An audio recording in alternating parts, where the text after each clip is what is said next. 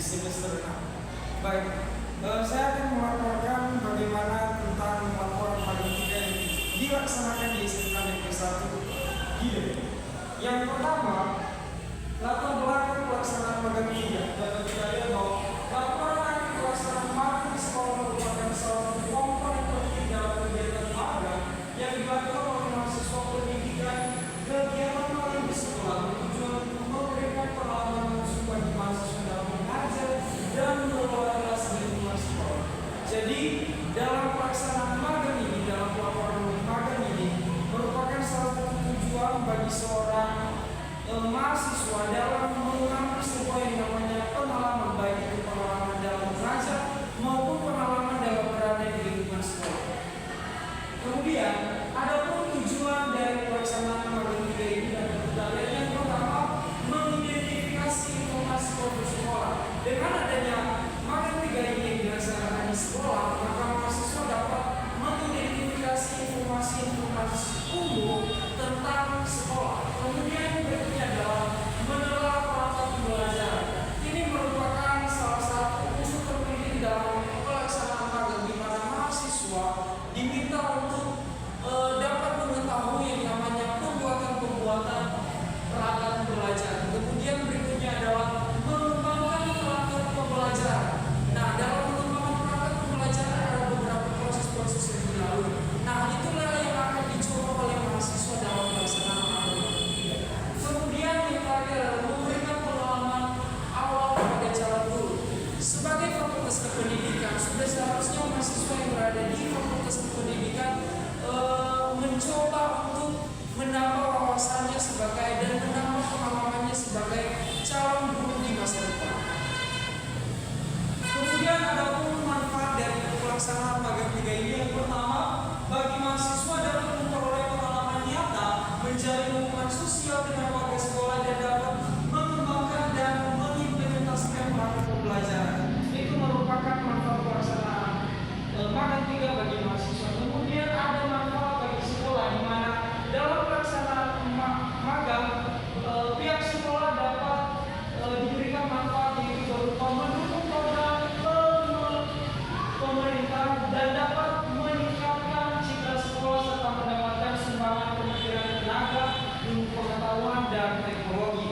Dan yang terakhir, manfaat dari pelaksanaan magang 3 ini terutama bagi fakultas yang yaitu memperoleh masukan dalam penyempurnaan kurikulum, memperoleh umpan balik yang digunakan untuk meningkatkan kualitas dan memperluas jejaring kerjasama. Jadi itulah merupakan manfaat dari pelaksanaan magang 3. Kemudian ada pun hal yang perlu kita pahami dalam pelaksanaan magang 3. Jadi dalam pelaksanaan magang 3 ada yang disebut dengan perangkat pembelajaran.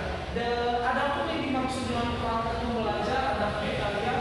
Perangkat pembelajaran merupakan instrumen esensial yang dipersiapkan oleh guru sebelum memulai proses pembelajaran.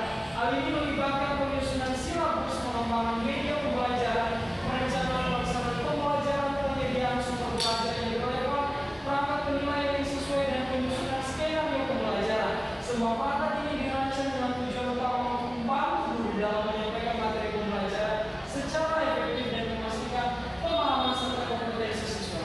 Jadi dalam pelaksanaan magang 3, mahasiswa diminta untuk mengenal apa itu perangkat pembelajaran, mengapa perangkat pembelajaran dibutuhkan dalam proses kegiatan belajar mengajar di dalam kelas. Kemudian berikutnya adalah adapun unsur-unsur perangkat pembelajaran dapat kita lihat di slide. Yang pertama ada yang namanya program tahunan. Program tahunan ini merupakan program yang dibuat oleh seorang guru selama 1 tahun. Adapun isinya berupa KD, kompetensi dasar, kompetensi individu, dan adapun opsional belajar yang lain. Kemudian adapun yang berikutnya adalah program semester. Program semester ini bertujuan memberikan informasi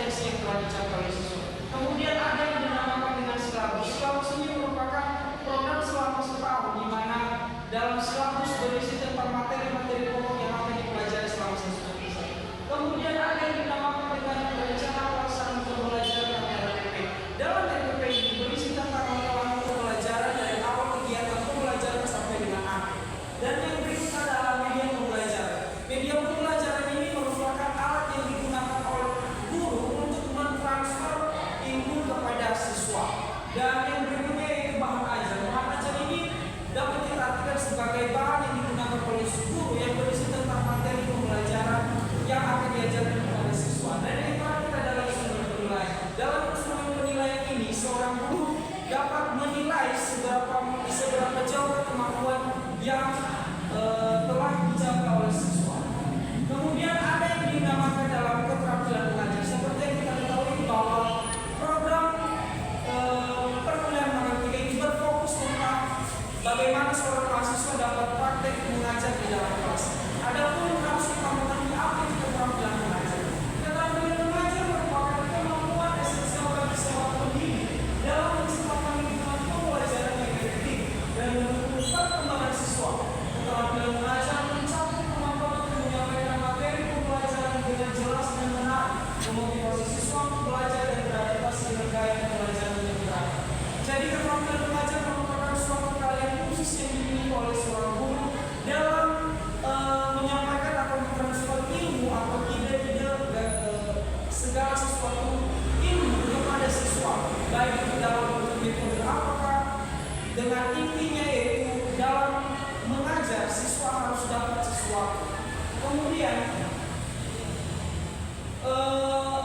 adapun profil sekolah yang akan saya bahas, tempat saya melakukan yang namanya magang 3. Yang pertama, saya melakukan magang 3 di SMK Negeri 1 Gide, di mana berlokasi di Jalan Karya Seri, Desa Seri, Kecamatan Gide, Kabupaten Nias, dengan NPSN yaitu 70139/2024. Dan ada sejarah singkat tentang sekolah, yaitu SMK Negeri 1 Gide merupakan sekolah negeri yang didirikan oleh tim penggagas SMK Negeri 1 Gide yang diketuai oleh Bapak Jurusan Kristian Lawi SPDPDK pada tahun 2020. Jadi sekolah ini berdiri pada tahun 2020. Dan kemudian peletakan batu pertamanya pun dilaksanakan pada tanggal 28 November 2020. Jadi itulah sejarah sekilas tentang sekolah. Kemudian apapun yang menjadi visi dan misi sekolah SMK Negeri 1 Gide dapat kita lihat. Yang pertama, visinya adalah menjadi sekolah tujuan yang berkarakter,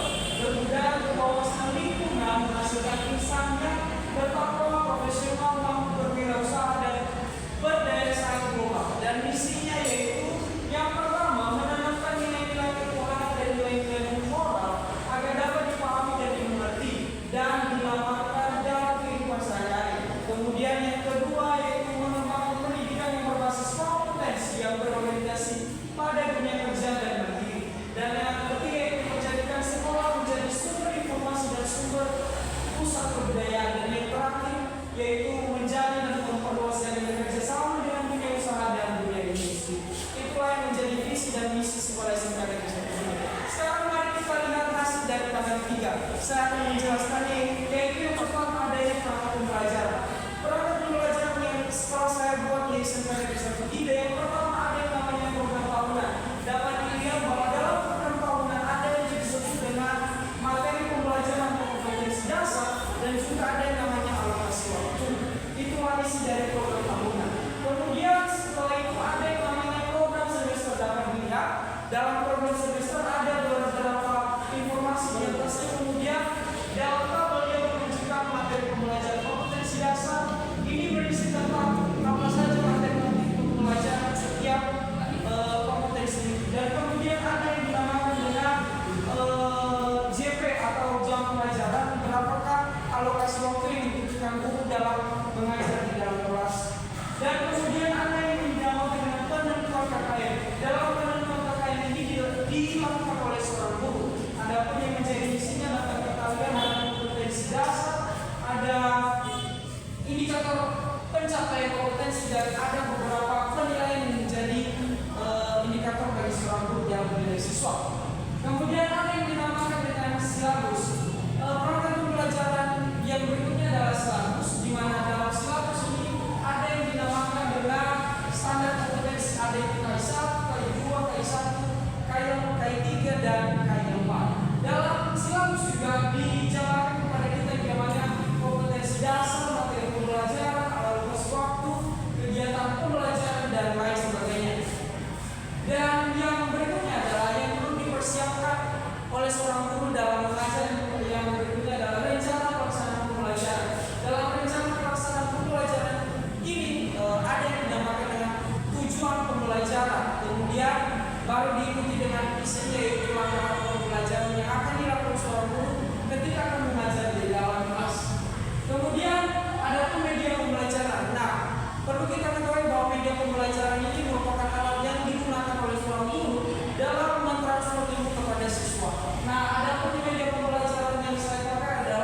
menggunakan PowerPoint. PowerPoint yang dilihat di atas bagaimana PowerPoint yang telah saya buat.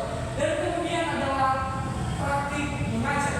Nah, praktik mengajar merupakan kunci utama dari pelaksanaan Maret 3, di mana dalam pelaksanaan praktik mengajar ada pun hal-hal yang sangat butuhkan.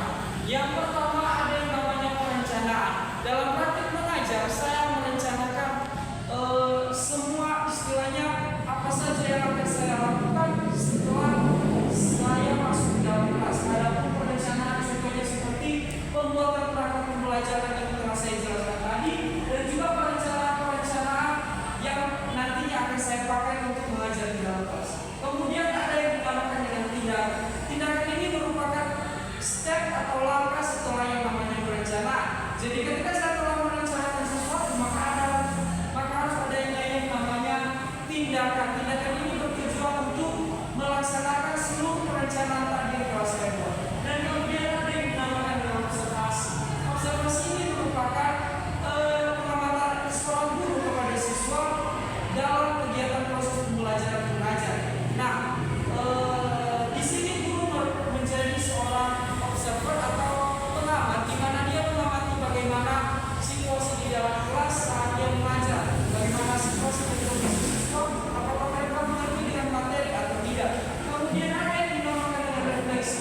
Refleksi ini merupakan bagian dari program Maret 3, di mana seorang mahasiswa yang melaksanakan Maret 3 berkolaborasi dengan guru pamong, apakah yang akan menjadi kekurangannya saat mengajar dan apakah yang harus dilakukannya untuk mengatasi segala kesalahan-kesalahan yang telah dibuat oleh mahasiswa. Dan hal ini juga dilakukan oleh saya, di mana saya berkolaborasi dengan guru pamong saya menanyakan apa saja yang menjadi kelemahan saya dalam mengajar, dan juga guru pamong memberikan saran kepada saya bagaimana mengajar dengan baik. Dan kemudian yang paling penting ada yang namanya evaluasi. Evaluasi dalam praktik mengajar mengacu pada proses pengumpulan, analisis dan interpretasi informasi untuk menilai efektivitas pengajaran guru dan instruktur dalam mencapai tujuan pembelajaran.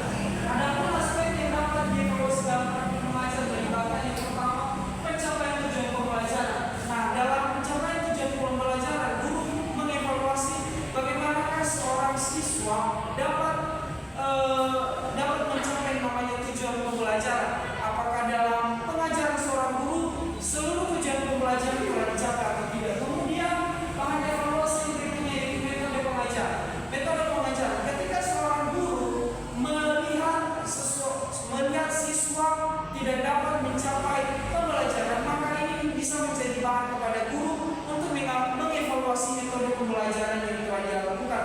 Apakah metode pembelajaran yang dia lakukan kepada siswa itu sesuai dengan mereka atau tidak. Kemudian ada yang dinamakan dengan interaksi guru dan siswa. Dan dalam hal ini juga seorang guru harus mengevaluasi bagaimana interaksi mereka antara guru dan siswa, karena dalam proses kegiatan belajar mengajar, interaksi antara guru dan siswa sangatlah penting agar tidak membuat situasi atau suasana dalam kelas terasa rusuh. Kemudian ada yang dinamakan materi pembelajaran. Materi pembelajaran haruslah dievaluasi oleh seorang guru, dikarenakan seringkali dalam pembuatan materi pembelajaran ada yang dinamakan kesalahan-kesalahan dan lain sebagainya. Dan yang terakhir adalah pengelolaan kelas. Pengelolaan kelas sangat penting karena dalam kelas ada yang dinamakan dengan pengaturan seperti pengaturan model kursi bagi siswa dan lain sebagainya. Karena hal ini merupakan salah satu pengaruh bagaimana tercapainya suatu tujuan pembelajaran. Jadi itu saja presentasi saya tentang hasil Maret 3 dan Yahoo.